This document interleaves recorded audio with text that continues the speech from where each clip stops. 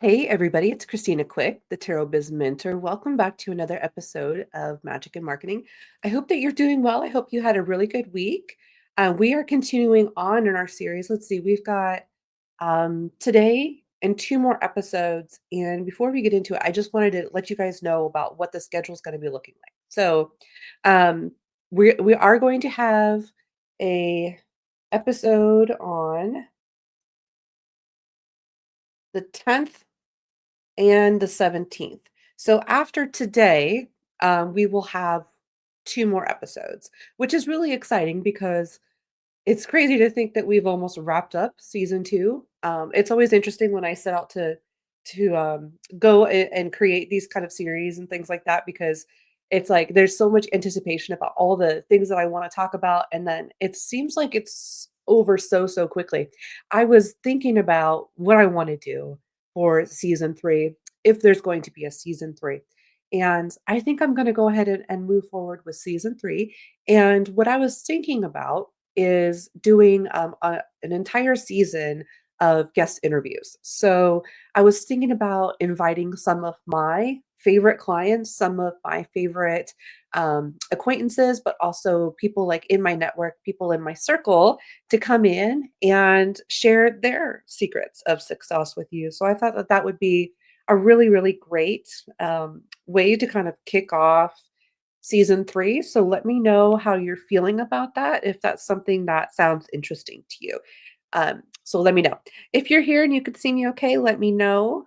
Let me know how things have been going for you lately, especially since our last episode last week, where we talked about redefining your purpose, right? We talked about redefining your purpose, and we've been talking about kind of like how to step away from the business. Once you've got the business established, what are these steps in order to kind of step away from it? Hey, Brittany, good to see you. Good morning.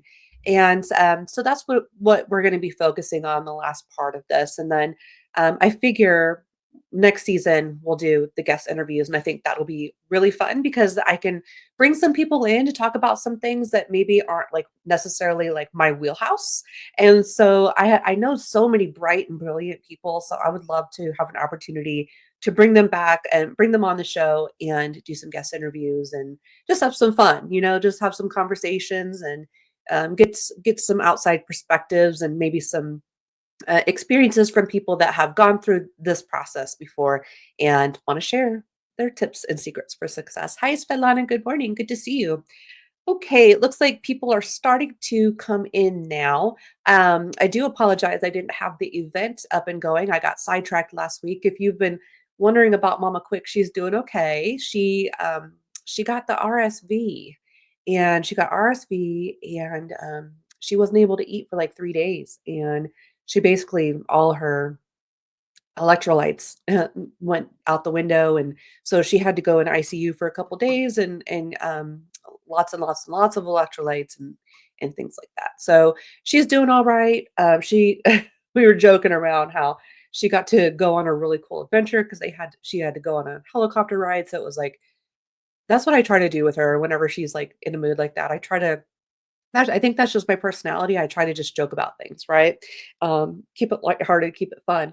But we were talking about how she got to go on a private helicopter ride and how that's fancy and luxurious, and how she was getting meals delivered 3 times a day. She didn't have to cook, and things like that. So trying to find that bright side of it. But yeah, so there's that. She did because they didn't have any ICU beds, and so they had to take her, like, they were gonna take her to Vegas or Phoenix, but she didn't wanna go, and she was throwing a fit about that, and she was like, "I don't wanna go." And I get it, I wouldn't wanna go either. I wouldn't wanna be 4 hours away from home either.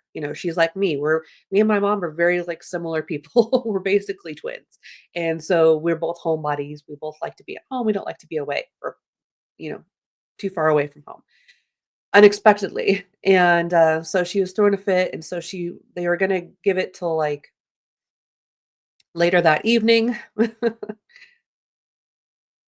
Yeah, we still have snow. Believe it or not, there's still, well, I wouldn't say it's like ice. And how when after it snows and all of the, like, hey Mindy, all the like I don't know what chemicals are in it, but like all the chemicals from like the snow melter chemical stuff and then, like, all of the pollution and stuff like that. You know how the snow gets, like, really gross and rock hard and it almost becomes like dry ice?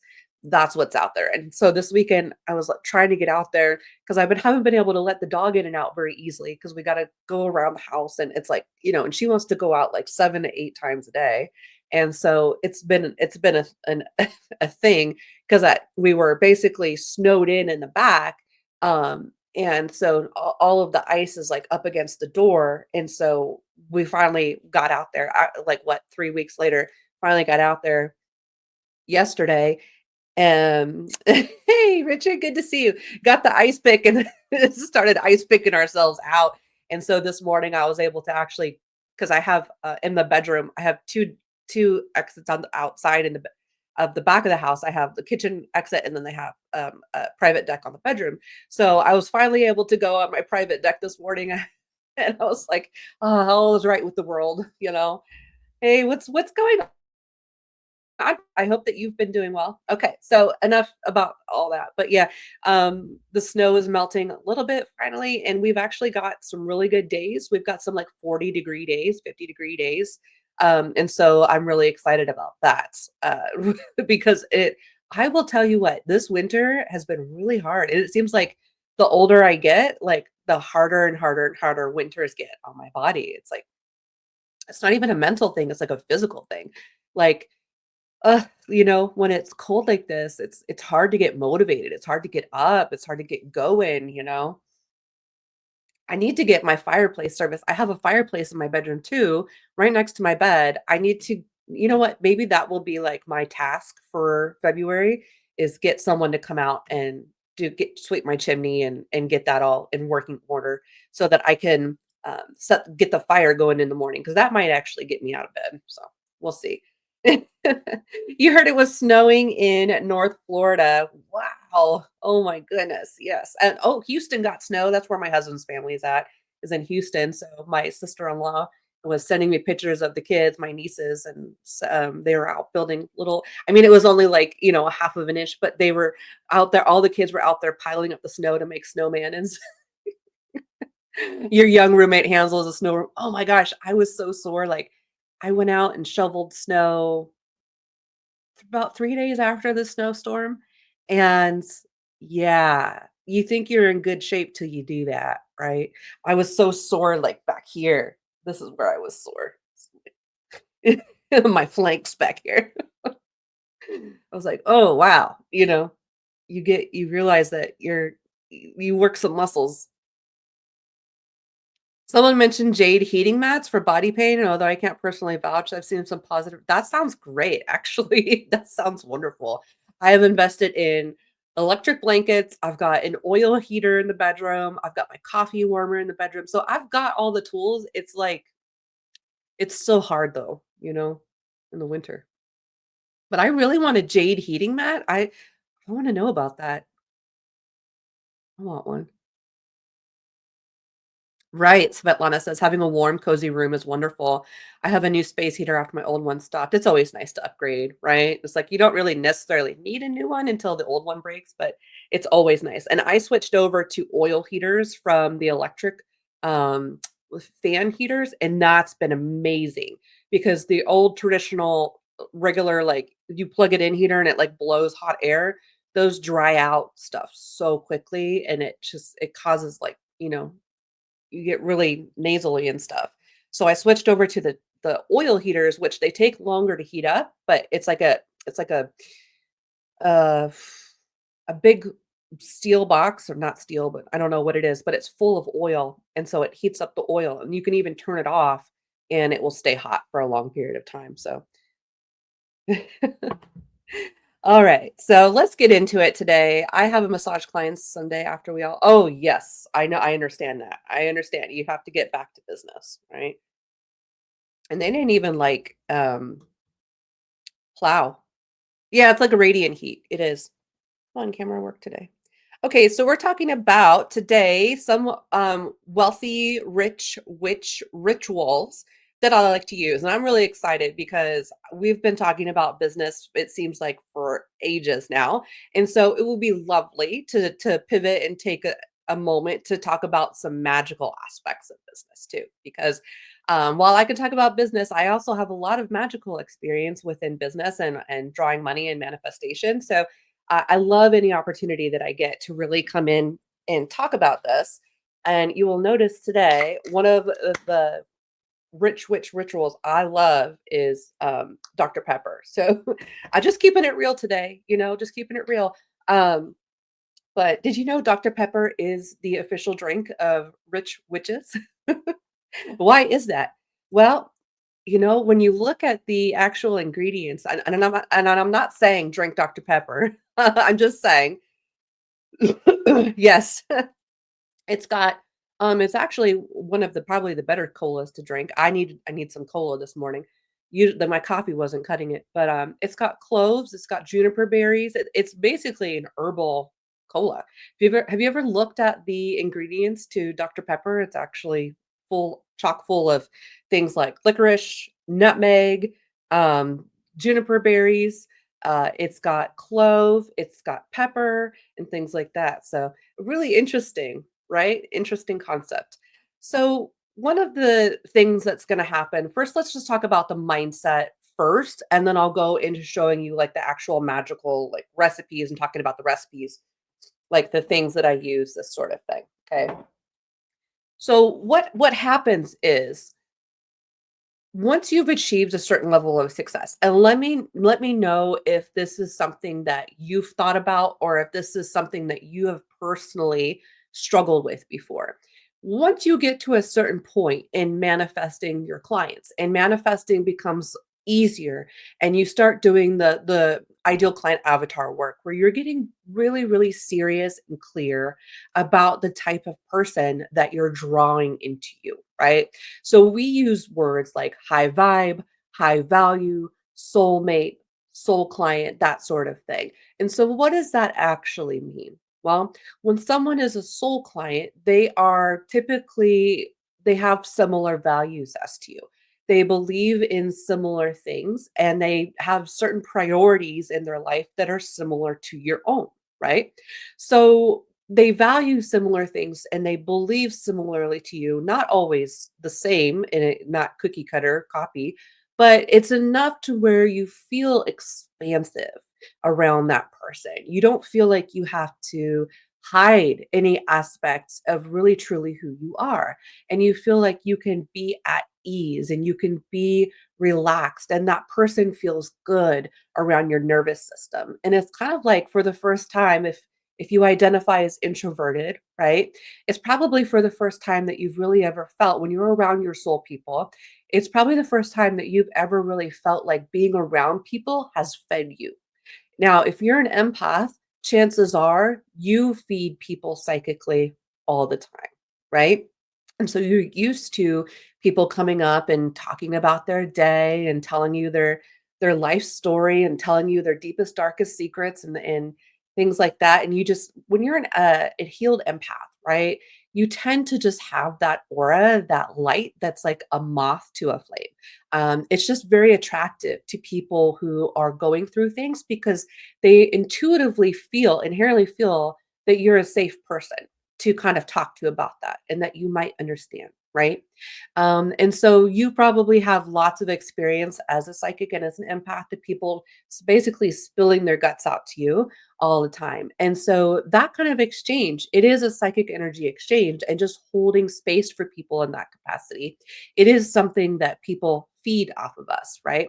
And so one of our things as coaches, one of our burdens as coaches and psychics and empaths is truly understanding that in order for us to thrive and function within this world where there is a lot of demand for our psychic energy, is that we have to develop these boundaries. And right. And so much of business in the beginning is like understanding where your energy ends and someone else's energy picks up, where your responsibilities, obligations end, and where someone else's responsibilities and obligations pick up, right? defining that parameter in which we operate and we can operate successfully. And what happens is we'll notice is that that bubble kind of gets as we go along, it gets tighter and tighter and tighter. And so it can feel almost sort of restrictive in a way. Like when you start doing like the ideal avatar work and you start getting a certain type of client and you feel safe, right? You feel safe with that kind of client. And then what happens is we kind of stop working on our energetic resilience, right? We stop kind of like trying to push that boundary back out because sometimes boundaries we have in our life are there to protect us so that we can do a measure of healing. How many of you are the type to like withdraw from someone or something because you know you're not in the right energetic space to be able to handle that, right? So one of the things that I always used to say to myself is that this is something I wanna work on right now, and I'll give you an example in just a second. This is something I want to work on, but I don't have the space, time, capacity, emotional, intelligence right now to deal with it. So I'm going to put this at the bottom of the list, right? And then I will come back to it. Now, what are some of those things that can kind of happen? Well, you start becoming really, really, really good at client attraction, and you start attracting clients who you perceive as better than yourself. Clients that are so soul aligned with you that they actually mirror the highest version of yourself that you have not yet achieved. Do you understand what I'm saying when I say that? So much of manifesting, right? Just manifesting in general is about being able to identify the vision and what it looks like in order to meet that vision halfway, right? That's what we call closing the gap between who you are now, who you want to be. Richard says, "Yes, understand." Okay, good. So that's what manifestation is, right? Is being able to hold psychically that vision, do the actionable steps you need to do, the mindset work that you need to do in order to blossom and become that person. And so much of manifestation is we're always working towards that next manifestation. Well, what happens is that we become such good manifestors that not only as a coach, let me know if this resonates with you as a coach, you are the type of person that can see someone or something's potential. You can peer with your clairvoyance or other psychic abilities into the multiverse, right? And into the different timelines that can manifest for certain people. For example, you have a client that is coming to you for love and relationship advice, and there you already know you can see them. They say maybe they want to manifest their soulmate twin flame. Well, you already know that you can help them do this. You already envision it. You already see the multitude of uh, beautiful ways that can and help them unfold that manifestation. In your mind as a coach, you're already holding that manifestation for them, right? And you're just helping them along, doula them along to get to that manifestation, helping keep them on track, helping keep them accountable, helping them to work through any self-sabotaging beliefs or loops that they might be still kind of stuck in. That's what being a coach is. It's really not much more than that. That's the simplest way that I can describe what being a coach is. Well, what happens is you become so used to being able to see the highest potential in all timelines for everyone and everything that you start attracting people that can also do that for you.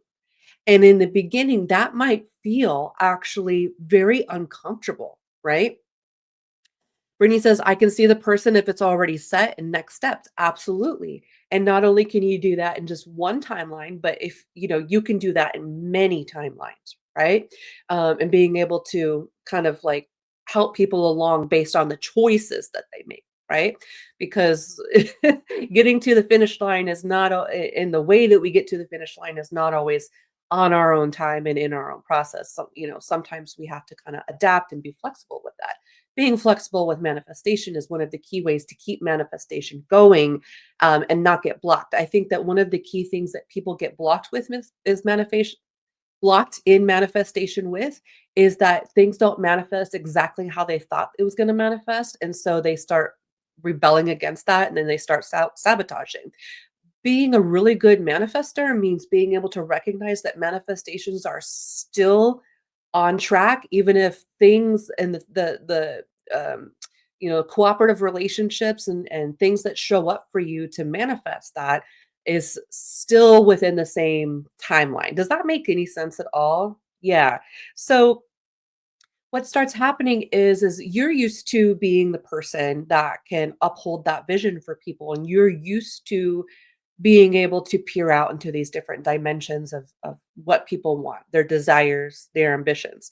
And what happens is you start attracting people that are also very powerful manifestors, right? Like and like come together. And that can be very overwhelming. It can also make you feel a little insecure. How many of you have ever attracted a client and thought from the outside, whether it's through the way they present themselves and talk, whether it's through, like, their social media profiles, like their pictures and what they post about and, things like that. How many of you have ever felt that your client was too good for you? Or that you don't deserve this kind of client? Why would this client have any why would this client need your help? Obviously, this person looks like they've got it all figured out. For me, that was a big, big, big thing in adjusting my wealth mindset and adjusting how I feel about myself. And it was like one of those things where I really had to look at it and examine it and ask it, where are those feelings of inadequacy coming from?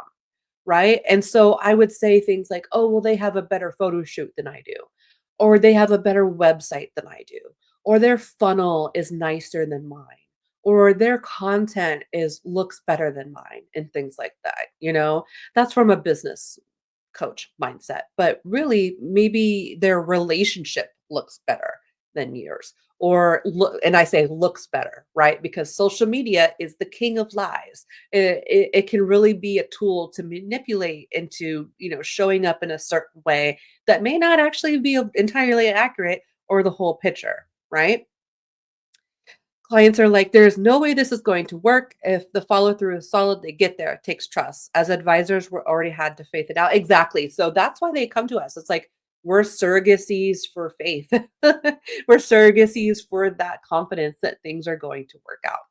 So when you start attracting people that you perceive as better than you, you know you've got some serious money mindset and wealth mindset work to do. And I can tell you something that I didn't used to believe this, but until I started working with people and trying to focus on expanding my energy to meet those people and I think it also comes from like, I've since my early life, I've never had a really positive relationship, especially with women, okay? Now, when I work with men, it's like I don't feel that weird, like, competition that we have, and I'm more myself when I work with masculine identifying people. But early on, I noticed that when it came to working with high value, high vibe, and so that's the other part of it too, right? And so soul people are people that have similar beliefs, similar values to us.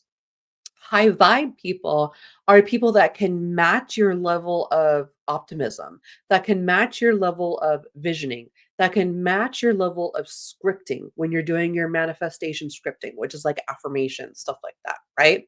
That holds a similar vision to what you have. And you see this as someone that's going to be an ally rather than, someone that you're going to just go through the motions of going through a coaching session or package with, and you actually see beyond and how you two are going to merge timelines. And that's one of the best possible outcomes of a client relationship, in my opinion, when not only it can start out as a coach client relationship, but then through that coaching, hopefully the end game is that they almost become a peer, right? And that they become someone who is on equal energetic footing to you because they've been through your coaching.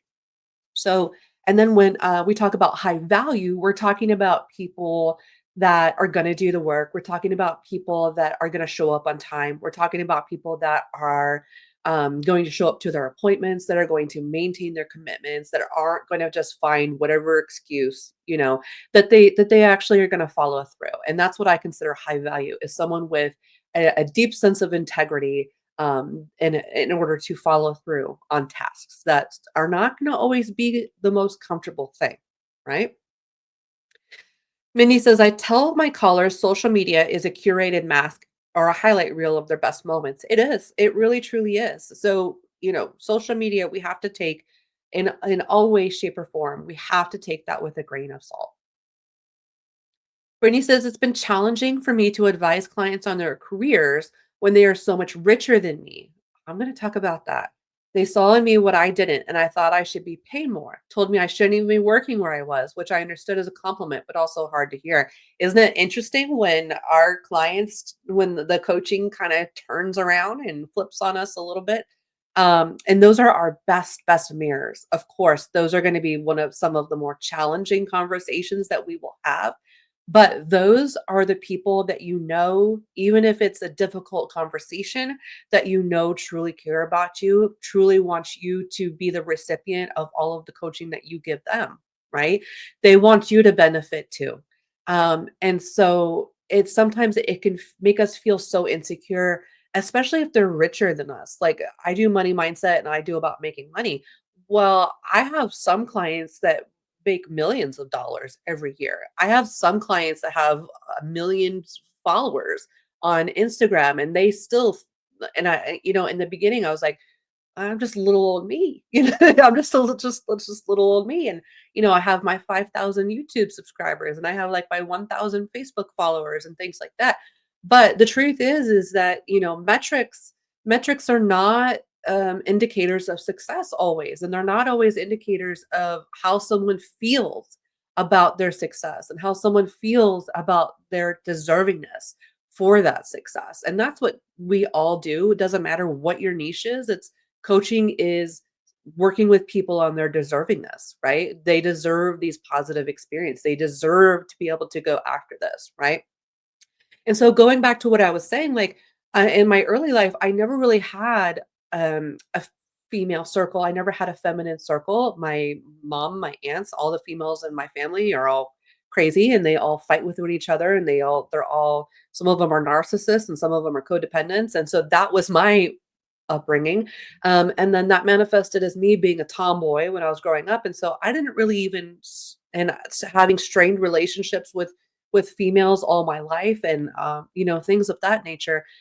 And it really wasn't until I started attracting these really high vibe, high value soulmate feminines, that I was able to, like, really work on that wound where I didn't have that sense of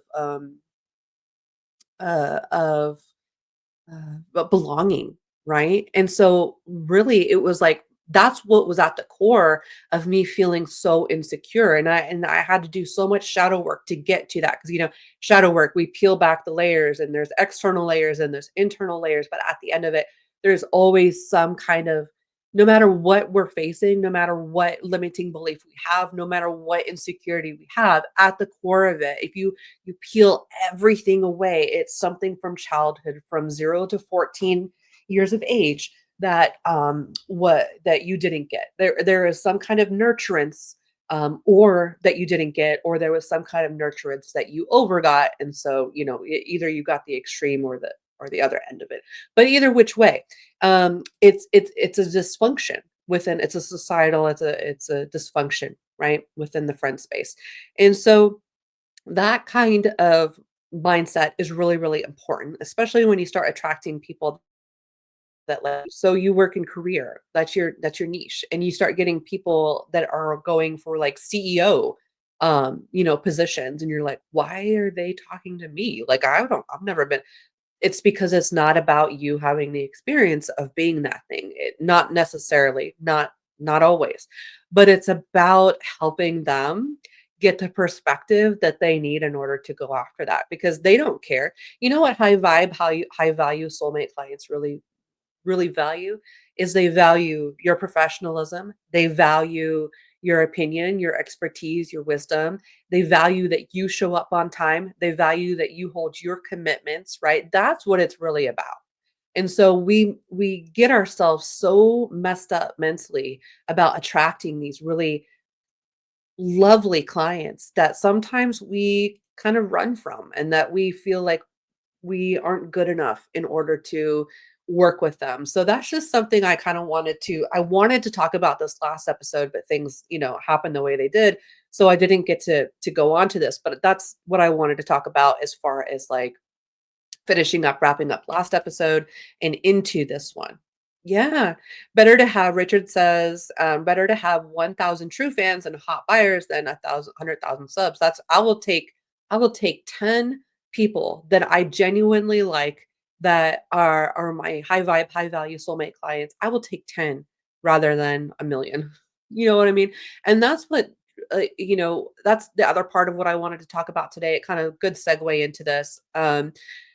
Once you get to a certain point in creating wealth and creating these, and what wealth really is all of the things it buys, right? Wealth is not just like how much money you have in the bank, but the ability of freedom that you have to move and be in this world. What you get to collect, the experiences you get to collect, the people you get to interact with, the circles that you get to go be within, the impact that you get to have, your health, things like that. And really what it boils down to is how you get to spend your own time, right? And so one of the key things that we were talking about in the last couple episodes is our addiction to busy work, right? And our addiction to finding like, things to do, especially around the house, finding things to do that will kind of keep you occupied, give you that quick dopamine, like, oh, I did something, instead of working on our business or doing something within our business that's actually going to move the meter, like doing a live stream, um or pitching an offer, doing a guest interview on someone else's blog, that sort of thing, or video cast, whatever. Just remember, we listed out what are those things that actually move the meter and what are those things that don't move the meter. We talked about that, I think, 2 episodes ago. And so one of the key things is that for me, when I started, it all kind of, and the reason why I brought up like working with clients and expanding your energetic resilience to push your bubble out, your confidence out again after doing all of this ideal client avatar work, because you can feel very like Eight of Swords tight and constricted and like, okay, I only want to work with this person, this person, this person. And then you become like almost kind of like too exclusive, right? You've protected yourself too much. And so it becomes that other side of it where you kind of have to push yourself back out and go through these experiences again in a healed capacity and be able to decide, okay, is this actually something that I want to do? Is it not what I want to do? And chances are that most of the things are things that you want to do. It's just that you weren't in a capacity to be able to handle them, and do the work that was required in order to feel that expanse in a safe way. And so one of the things when you're building out your energy, again, you have to think about the energetics of it, kind of like feng shui almost, right? Thinking about like the yin and yang of your energy. And when you start pushing your energy back out again, it becomes, I don't know if this is just me or if this is something that you can relate to, but I feel like because when I start pushing my energy back out and building up my energetic resilience, my psychic resilience, is that excuse me, is that I start becoming hyper aware of how my space, my immediate environment is not conducive to inviting those new, better opportunities and experiences in. So what that might look like is like going back to that busy work and making sure that I'm cleaning out drawers and I'm taking care of the things I buy. Because how many of you have things that you've bought and it's just in boxes and you haven't even opened it yet? Or how many of you have bought things that you're like, "Oh, I really wanted this for such a long time," but you don't have a space to put it, like art or something like that. And you have to like figure out, okay, what has to go in order for me to create this new space, to create this new environment that's going to be conducive to feeling wealthier, which is really just feeling better overall, feeling healthier, feeling more like you can breathe in your own space. And so it takes this huge shift in order to start getting rid of things that, yes, maybe you worked really hard for and maybe you loved for a certain period of time, but maybe it's not actually who you are and where you're going now. Maybe it attended some need that you had. Like for me, it's like my purses, my shoes, my jewelry, things like that. So, like going through that and listing up some stuff that like I don't really need anymore, creating more of a financial flow that way, getting rid of things so I can put that money towards other things that I might want. And also, how many of you truly, truly take care of the things that you buy? Like, how many you've got a museum going on here? Exactly. And it's hard, especially when you're a nostalgic person. All psychics are. But what I've found really easy for myself is I just go to Walmart. I get those huge black um storage tubs, and the things that I don't wanna get rid of, but that I don't necessarily want in my immediate space, I just put it in the black void. I just put it in the void, put the lid on top, put it in the garage, or put it in downstairs, or put it somewhere where it's not in my space, but I have not gotten rid of it. And so sometimes you just need to take that space away from things for a little while, and then what I might do is maybe next year I'll go through that and see if there's anything I can get rid of, right? Because when you start making money, you start like, eh, I don't know if anybody feels like this, but I start like accumulating. I just start hoarding. Like my natural instinct, because I grew up in poverty, my natural instinct is I might need this one day. Don't throw this out. You might need this. Don't throw this out. It might become useful in some way. It's like I tend to collect junk, right? The shadow realm box. Yes, exactly. And so you can revisit that at any time. And it's a way to kind of compartmentalize things. And how many of you actually feel sometimes that your things that you have around you are also absorbing your psychic energy? Like, for example, a book that's been on your nightstand for the past 3 months that you haven't opened yet, and you every time you look at it, it's stealing your energy. Oh, I should read that. Oh, I should probably read a couple pages. And then how many times a day are you thinking that and you're looking at it and it's like sitting there antagonizing you? So, I think it's really just being honest with ourselves about where we are in the moment. And one of the most helpful things that I've ever learned how to do is say, I don't have the time and energy for this right now, but I want to come back to it. And so into the box it goes. Right. And then going through our stuff on a regular basis, making sure that, Marie Kondoing things. Does this bring me joy? And the things that do bring you joy, making sure that we have that predominantly in our space. And so, what happens also when you start moving from just surviving and a little bit thriving to having more than what you need is you realize you don't need to have all this stuff, right? You don't need to have all this stuff around you anymore. And you realize that some of the stuff that you had was honestly very junky or it was low quality, right? Which you thought was amazing to begin with, but in the beginning, but then you're like, ugh, I don't really need this anymore, or it's not at the quality at which I want to operate now. So I vampire the book. I only have to read it if it's a brand new copy I got. Absolutely. Yeah. That's being, and so my thing this year is I'm not buying any books unless they're hardcover. If it doesn't come in hardcover, I'm not buying it. So we set like these new, standards of our lives. And so going in investing in more expensive things that are going to last longer, that they're going to give you a better experience rather than hoarding a whole bunch of like little things. And that will definitely help you as far as helping with the energetics of your space, helping you with the feng shui of your space, because I'd rather you have things that are making you happy rather than sucking out energy from you. So, what are some things that I really like to do? Well, I would say over the past like 3 or 4 years, I've been so focused on reducing my magical footprint. And I think that this is something that witches will tend to go through kind of every few years or so. In the beginning, it's like, oh, you want all the books, you want all the tools, and it doesn't matter if you know how to use it. How many of you went through the phase of like, I've got to have all the herbs so that if I want to cast any spell, I can cast any spell. I've got it all. And then how many of you those herbs went bad? Or how many of you buy oils and oils and oils and those go bad? How many of you have all of these magical tools that you're like, "Ugh, I don't know what to do with this. It doesn't I don't know. I don't did I really need this?" How many of you have buckets and buckets and buckets full of tarot decks and oracle card decks and divination tools and things like that. So we tend to be like, I think witches are like hoarders. Right. I think we tend to be kind of hoarders. And so I've had to kind of slowly. I've had to kind of step back and realize that, okay, what is the magic that I do the most? Do I need to be the Swiss Army knife of magic? Hi, Amy. Good to see you.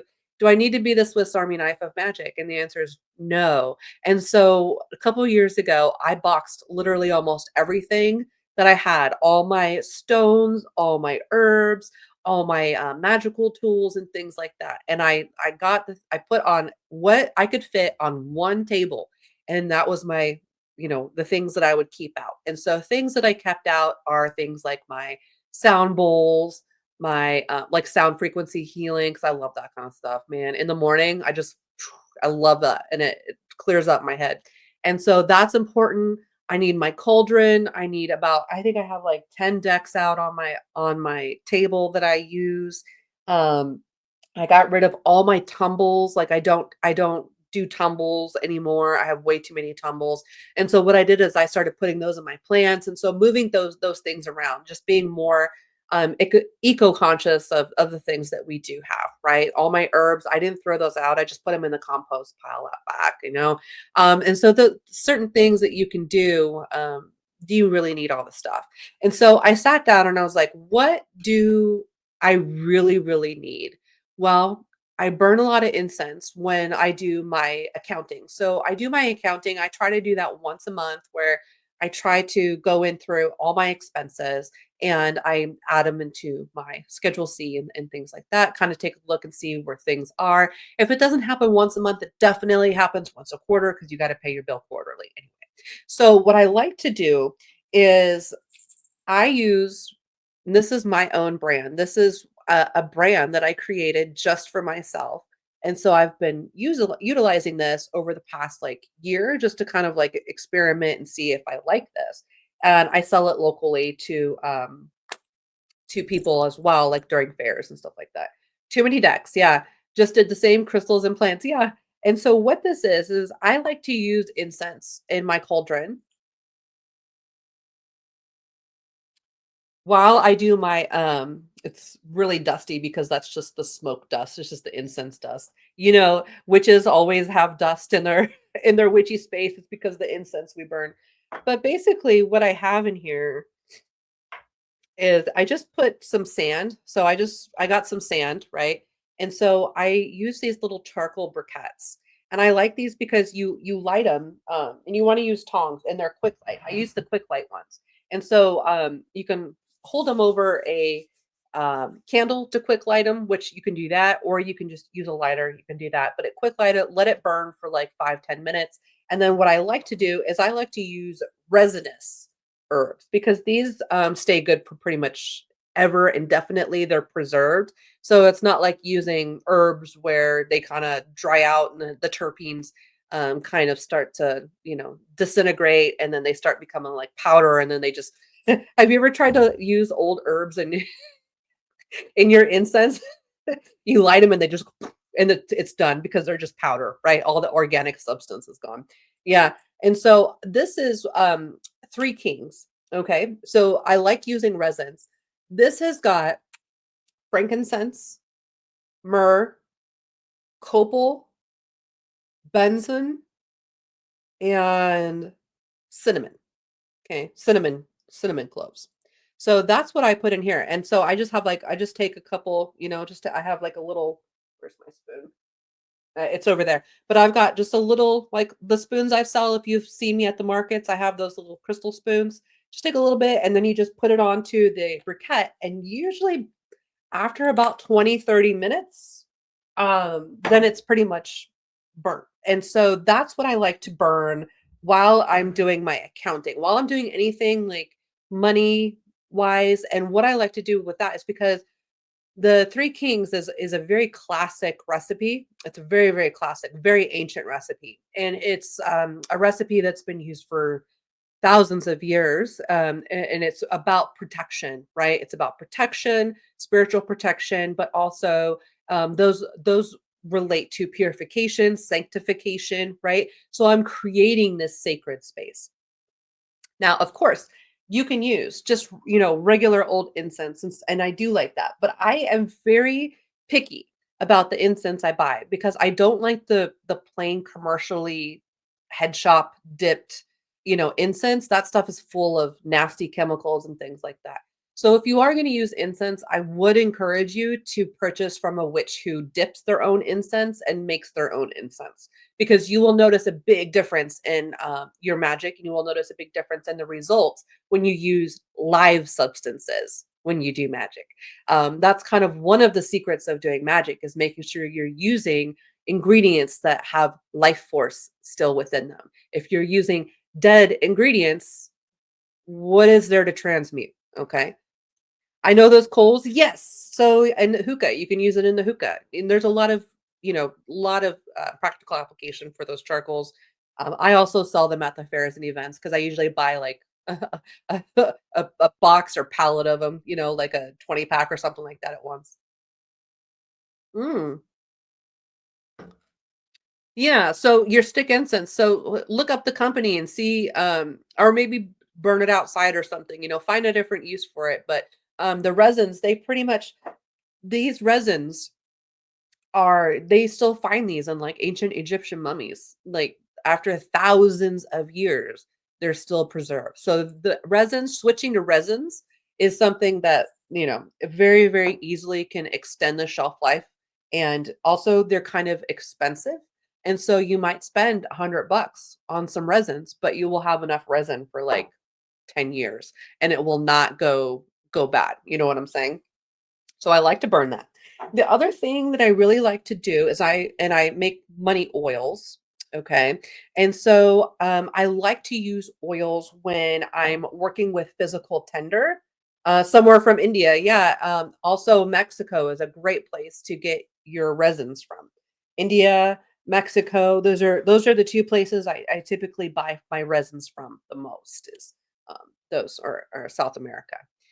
Yeah. So, I make money oils, and what I like to do is, so I use jojoba because I like to use oil that is skin safe. So everything that I make for myself, I use skin safe, and I don't use any synthetic fragrances. I highly recommend you don't use any synthetic fragrances. Don't buy anything with synthetic fragrances in your magic, because those are dead ingredients. They do not have life force, right? They're not organic. They're not, alive. They were never alive. They're synthetic. Okay. So what I like to do is, the herbs that I do get is I actually get them culinary grade. So I get them organic from the grocery store, and the ones that I buy most of the time are, um, if I can't eat it, if I can't ingest it, or if I can't put it on my skin, then magically I should not be working with it. That's just my opinion, okay? Just my opinion. But I get, cinnamon, sticks, I get those. I get, ginger, ground nutmeg, whole cloves, and what else? Oh, I use pumpkin spice all the time. I use apple pie spice all the time. Um, Sea salt, peppercorns, and there's a lot of different kinds of peppercorns. You can find some really cool peppercorns out there. There's like red peppercorns, green peppercorns, black peppercorns, and just, whatever herbs. But bay leaves, organic bay leaves. So I always get culinary grades because I don't I don't know what has been sprayed on things that are not culinary organic, and so when you burn those, there is a real concern about burning, insecticides and things like that. So, things that can foil your magic that you're not even aware that are, like, sabotaging your magic. Quality standard, exactly, and so, what I do, okay, so I have, so what this smells like is burnt orange. It smells like burnt orange. And so what this is, is when you do learn about herbs in your magic, you do kind of have to understand a little bit about what herbs dissolve in oils and what herbs are preserved in oils. Okay. So ground herbs are going to dissolve. And so if you are going to put herbs in your oils for long-term shelf storage, then you want to use herbs that are already hard or that they're fragments of herbs. So in here I have so what I did as I took a jojoba oil, I bought one of those oil infusers off Amazon, which I use for my cannabis infusions.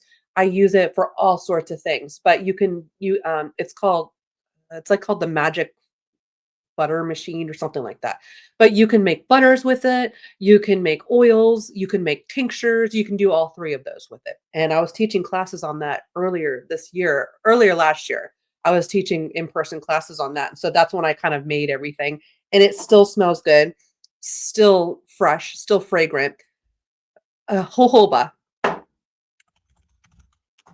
I use jojoba, and that's the one that I prefer. So what I did is I took, and you'll have to look at your ingredients, like 1 16-ounce bottle of jojoba oil. I put in a teaspoon of crushed cinnamon, a teaspoon of crushed clove, um, some bay, and all of those herbs that you like, those money herbs that you like. And then what I did is I infused that oil to extract all of the properties out of that oil.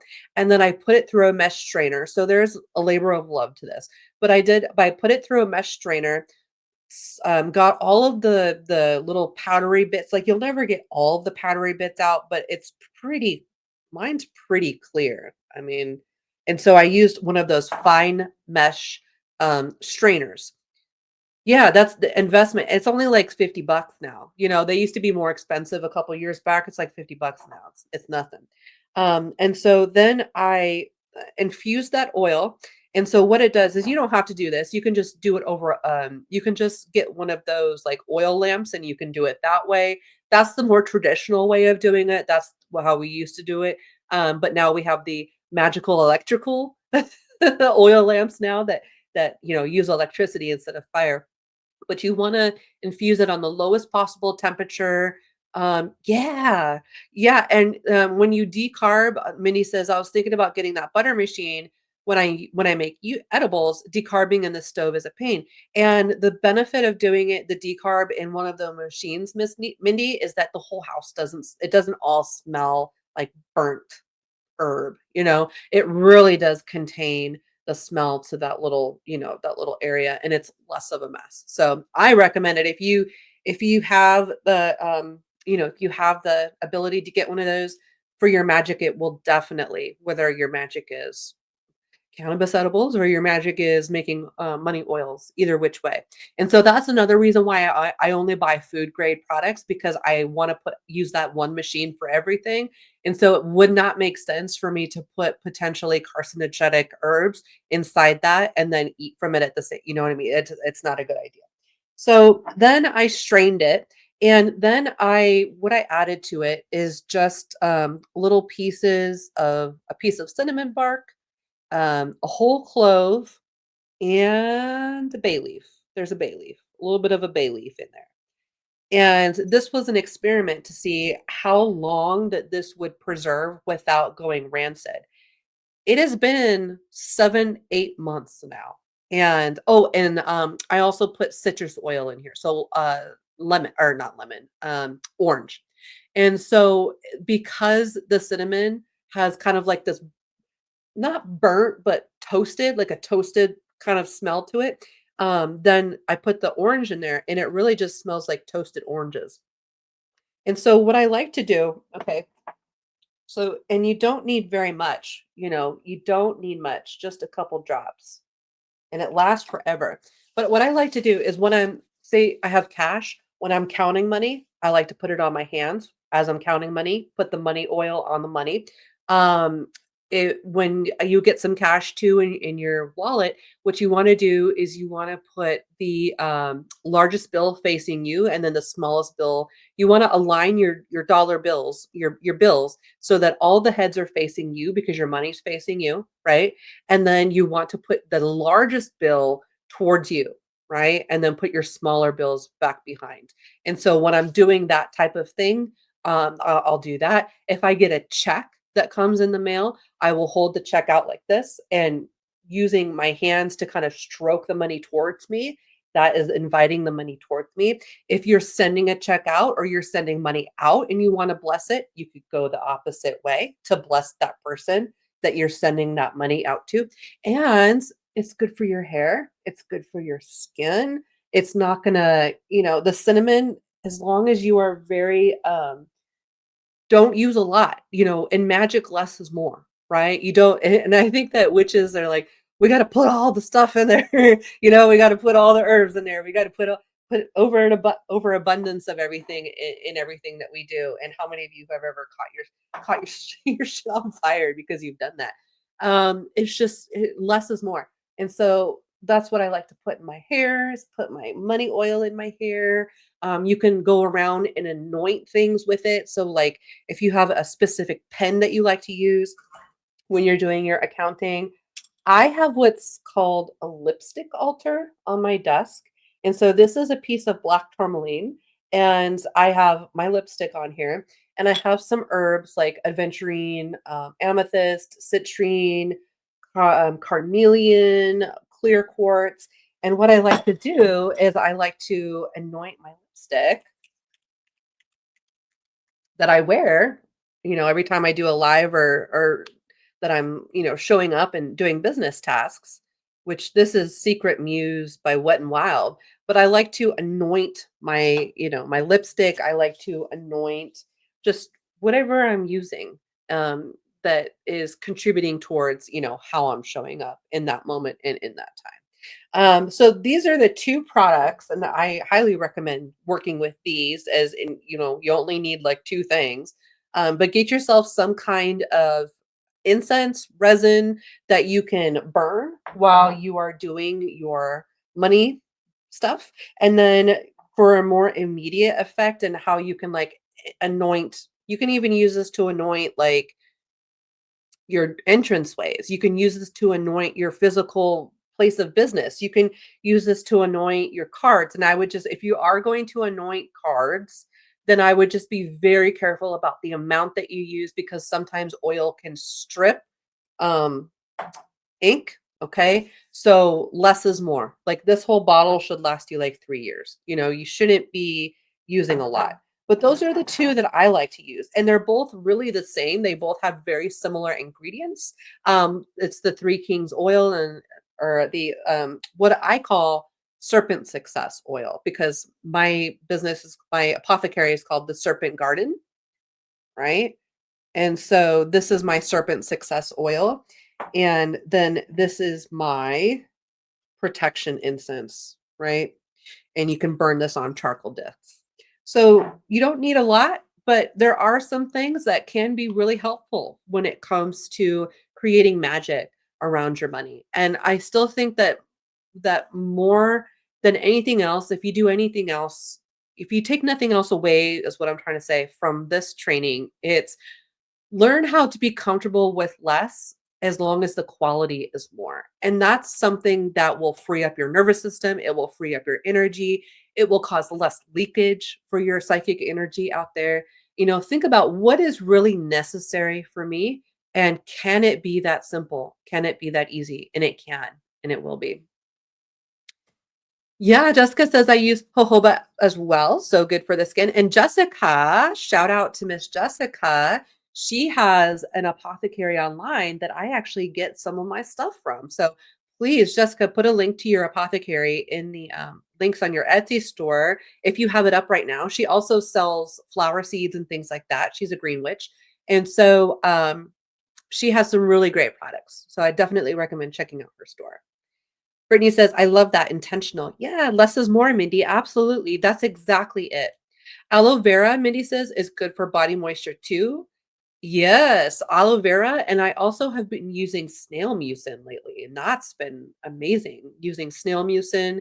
I think I have a serum that has, like, snail mucin, and then, it has a little bit of aloe in there too, and ceramides and things like that. So, yeah, I agree with that, and I wanna do, like, a little skincare training at some point because I feel like I finally got my skincare under control. You are so welcome, Jessica. She has some really good stuff, so check it out. I think I just got through the bottom of my, um, lip oil, so I'm gonna have to be ordering some more of that here pretty soon from you. But, yeah, and, so that's what I wanted to talk about today. Um, let's see. Next episode, we are going oh, yes. Next episode, we're going to be talking about how to maintain your money portal, right?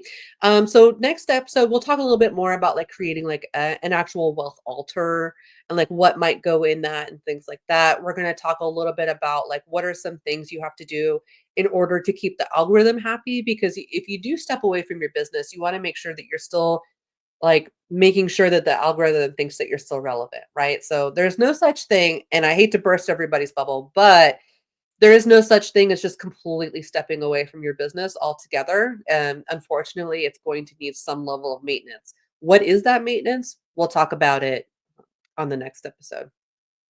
Does anybody have any questions about anything I've talked about today? We are going to actually have an additional training that's going to be coming up on next week, the 5th. I'm going to be hosting a private training that's going to be on in a Zoom room. And that's going to be you're going to be able to get that link through the Discord. So if you have not yet gotten on our Discord, you need to get on our Discord if you want to attend that live training. What we're going to be talking about is we're going to be going through all of the 20, I'm getting the Discord link. Give me just a second. We're going to be talking about all of the 26 major arcana in a very casual way, but and how it relates to love and relationships. All right. So we will be hosting that. I believe that's next week. You can verify that in the events section of the Discord tab. But we will be talking about that, and that'll be a fun. The replay will be up on YouTube if you can't make it live. But if you want to attend the live training, you'll have to come to the Discord Zoom room. So I hope that you guys have an amazing rest of your week. Yes, good. Okay, I hope to see everybody's doing some stuff today. Pack up your witchy stuff that you don't necessarily need, put it into the black box and, come back to it later and then see how your energy shifts and see what you can get rid of that's causing energy leakages, right? In a very real and practical way. I will see you guys um in the next episode.